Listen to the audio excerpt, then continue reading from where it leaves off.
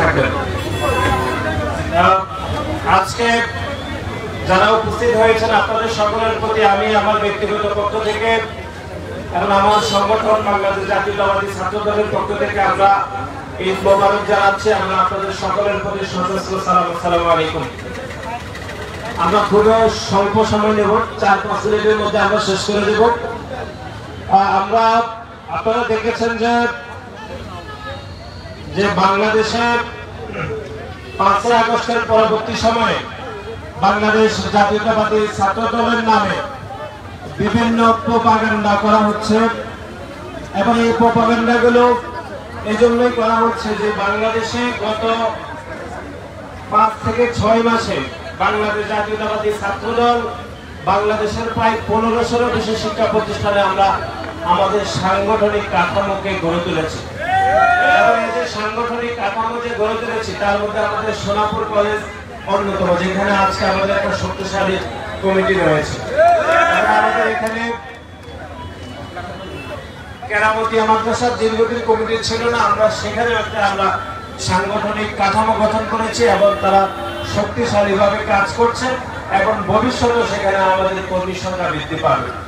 এই যে সারা বাংলাদেশের সাংগঠনিক কাঠামোগুলোকে যে আমরা বৃদ্ধি করছি আমাদের দলের ভারপ্রাপ্ত চেয়ারম্যান জনাব তারেক রহমানের নির্দেশনায় এবং আমাদের দলের চেয়ারপারসন দেশনেত্রী বেগম খালেদা জিয়া আমাদেরকে যে আদর্শে অনুপ্রাণিত করেছেন, সেই শিক্ষা ঐক্য প্রগতির পতাকাকে সামনে রেখে আমরা যে সাংগঠনিক কাঠামোকে গড়ে তুলছি, এটি অনেক গুপ্ত সংগঠনের এটি সহ্য হচ্ছে না।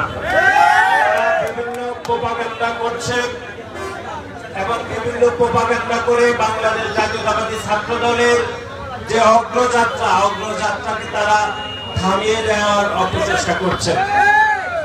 আমরা বাংলাদেশ জাতীয়তাবাদী ছাত্র দলের প্রতিটি নেতা কর্মী, আমাদের দলের ভারপ্রাপ্ত চেয়ারম্যান এবং আমাদের ছাত্র দলের সাংগঠনিক অভিভাবক জনাব তারেক রহমানের নেতৃত্বে আমরা সবাই ঐক্যবদ্ধ আছি না? আছি। এবং আমরা এই যে নোয়াখালী সদর সুবর্ণচর, এটি একটি অবহেলিত অঞ্চল। আপনারা জানেন এই যে সোনাপুরের এখানে সিএনজি স্টেশন থেকে শুরু করে প্রতিটি বিষয় খুবই অপরিকল্পিতভাবে এখানে করা হয়েছে। যানজটের যে অবস্থা সোনাপুর 0 পয়েন্ট, সেখানে আমাদের আসলে কোনো প্রোগ্রাম করা উচিত হয়নি, যদিও এটা রাস্তা নয়, রাস্তার পাশে একটি টেম্পো স্ট্যান্ড।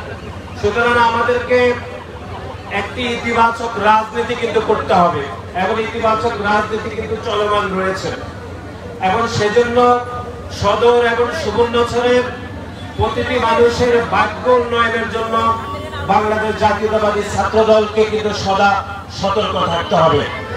এবং বাংলাদেশ জাতীয়তাবাদী ছাত্র দল শুধু সাধারণ শিক্ষার্থীদের জন্য আমরা কিন্তু আন্দোলন সংগ্রাম করিনি।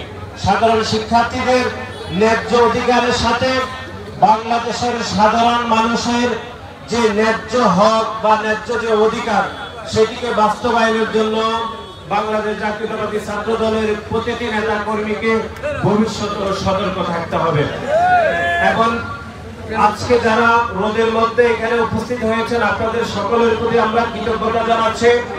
ঈদের পরে আমাদের সুবর্ণচর এবং আমাদের সদরে অনেকগুলো প্রোগ্রাম হয়েছে, আমরা এরকম আরো অনেকগুলো ইনশাআল্লাহ প্রোগ্রাম করব।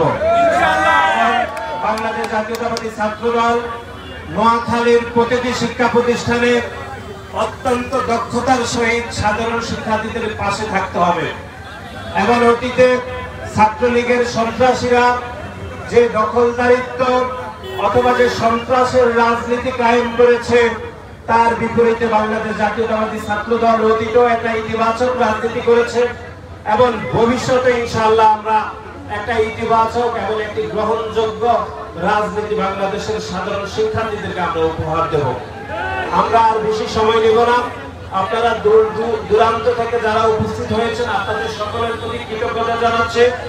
ইনশাআল্লাহ আবার দেখা হবে, আবার কথা হবে। আমাদেরকে আন্দোলন সংগ্রাম করতে হবে, সাধারণ শিক্ষার্থীদের পাশে থাকতে হবে এবং সাধারণ মানুষেরও পাশে থাকতে হবে।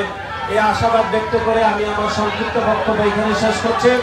বাংলাদেশ জাতীয়তাবাদী ছাত্র দল জিন্দাবাদ। শহীদ রাষ্ট্রপতি জিয়াউর রহমান অমর হোক।